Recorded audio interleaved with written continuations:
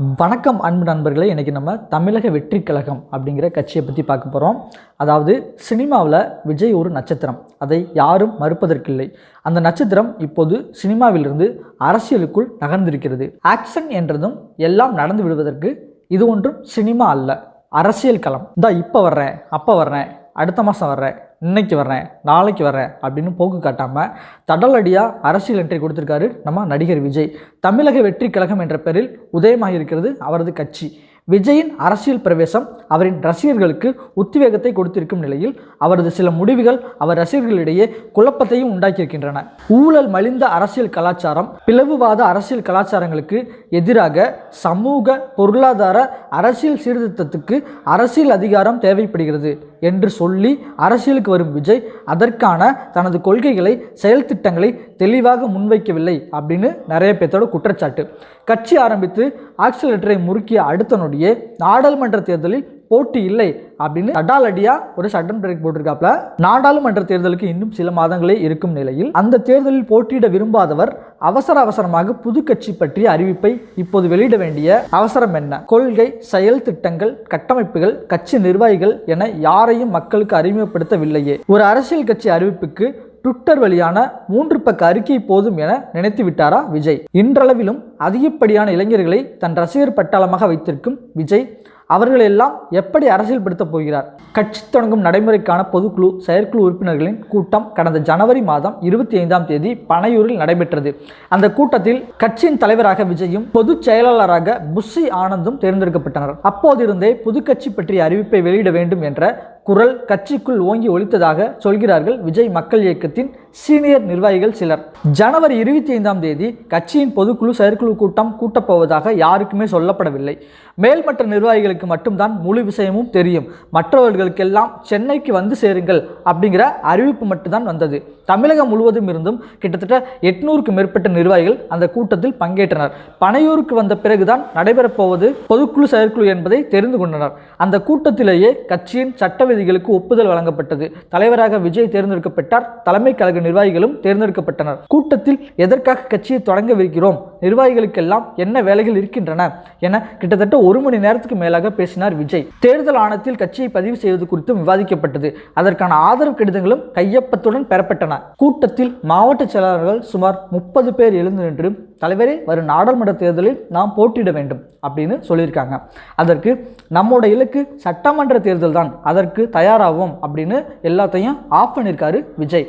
கூட்டம் முடிந்த சில மணி நேரத்திலேயே கட்சியின் தலைவராக விஜய் தேர்ந்தெடுக்கப்பட்ட விஷயம் காட்டுத்தீயாக பரவியது. அதை சீனியர் நிர்வாகிகள் யாரும் எதிர்பார்க்கவில்லை. தேர்தல் ஆணையத்தில் கட்சியை பதிவு செய்துவிட்டு மதுரையில் மாநாட்டை நடத்தி கட்சி பெயரை அறிவிப்பதுதான் திட்டமாக இருந்தது. ஆனால் பொதுக்குழுவில் நடந்த மொத்த விஷயமும் லீக் ஆனதால் கட்சிக்குள்ளேயே விஜய்க்கு பிரஷர் அதிகமானது. விஷயம் எப்படி வெளியே போனது என நிர்வாகிகளை கடிந்து கொண்டார் புஷி ஆனந்த். விஷயம் லீக் ஆனதால் யாராவது புதிய கட்சிக்கு தடை கூறுவார்களோ, சட்ட ரீதியாக இடையூறுகள் வருமோ என்றெல்லாம் பதற்றப்பட்டார் புஷி. அப்போது நாடாளுமன்ற தேர்தலுக்கு முன்னதாக நம்முடைய கட்சியை பதிவு செய்ய முடிந்தால் நல்லதுதான்.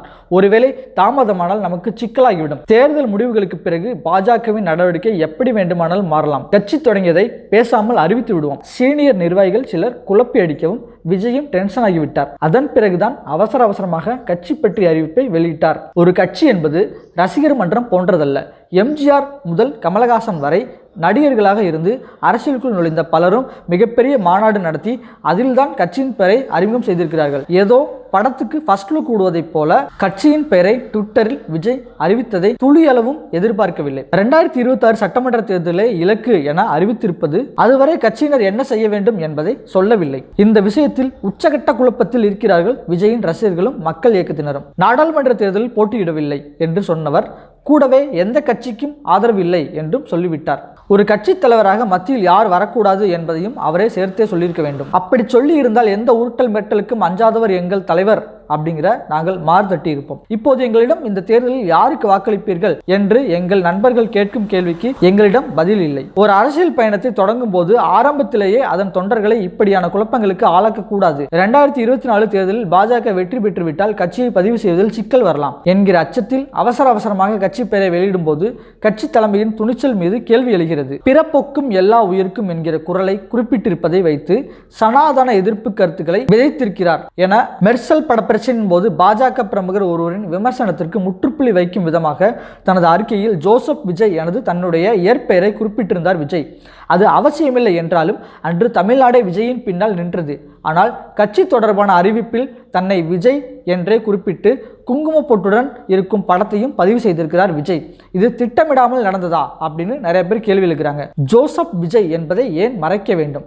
அதை சொல்ல யாருக்கு பயப்பட வேண்டும்? கட்சி அறிவிப்பு அறிக்கையில் ஊழல் மலிந்த அரசியல் கலாச்சாரம், பிளவுவாத அரசியல் கலாச்சாரம் என்கிற வாக்கியங்களின் வழியே மத்தியிலும் மாநிலத்திலும் ஆண்டு கொண்டிருக்கும் ஆண்ட கட்சிகளுக்கும் குறிப்பிட்டு சொல்கிறார் விஜய். 2026 வரை காத்திருங்கள், நான் 2 படம் முடித்து விட்டு வருகிறேன் என்றால் மக்கள் அதை எப்படி நம்புவார்கள்?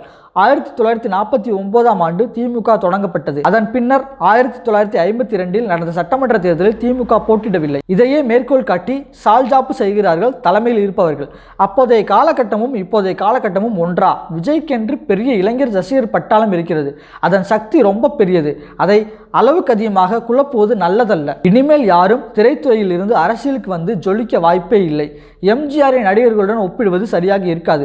நடிகராக எம்ஜிஆரை திமுக பயன்படுத்தி கொண்டது, திமுகவை எம்ஜிஆர் பயன்படுத்தி கொண்டார். அதில் இருவருக்குமே பயனளித்தது. அதே போல எம்ஜிஆர் ரசிகர் மன்றங்கள் அனைத்துமே நேரடி அரசியல் செயல்பாட்டில் ஈடுபட்டு கொண்டிருந்தன. அவை அனைத்துமே எம்ஜிஆர் புதிய கட்சி ஆரம்பித்ததும் கிளை கழகங்களாக மாற்றப்பட்டன.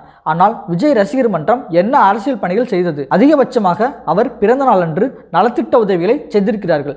அவர்களுக்கு எப்போது விஜய் அரசியல் பயிற்சி வழங்குவார்? அவர்கள் எப்போது தேர்தல் பணிகளை பார்ப்பது? இந்த சவால்களை எல்லாம் விஜய் எதிர்கொள்ள வேண்டியிருக்கிறது. அதே போல சினிமாவில் நடிக்க மாட்டேன் என அறிவித்திருப்பதும் தேவையில்லாத முடிவுதான். எம்ஜிஆர் கடைசி வரை படத்தில் நடத்தி கொண்டுதான் இருந்தார். விஜய்க்கு நடப்பு நிகழ்வுகள் அனைத்தும் தேர்ந்தெடுக்க வேண்டும். இல்லை என்றால் 7 பேர் விடுதலை குறித்து நடிகர் ரஜினியிடம் செய்தியாளர்கள் கேள்வி கேட்டபோது என்ன நடந்ததோ அதேதான் விஜய்க்கும் நடக்கும். ரசிகர் மன்றங்கள் அனைத்துமே அந்தந்த பகுதிகளில் உள்ள அரசியல்வாதிகள் தங்களின் தேர்தல் பணிகளுக்காக பயன்படுத்தி கொள்வார்கள். விஜய் ரசிகர் மன்றத்தில் இருப்பவர்கள் அனைவருமே விஜய்க்கு வாக்களிப்பார்கள் என்றும் ரசிகர் மன்றங்கள் முழுமையாக கை கொடுக்கும் என்றும் சொல்லிவிட முடியாது. எம்ஜிஆர் பாணி அரசியல் வேறு, விஜய் பாணி அரசியல் வேறு. விஜய் கட்சி ஆரம்பித்தார் என்பது ஒரு சில நாள் செய்தி மட்டுமே. அதை தாண்டி அவரால் அரசியலில் பெரிதாக தாக்கத்தை ஏற்படுத்திவிட முடியாது.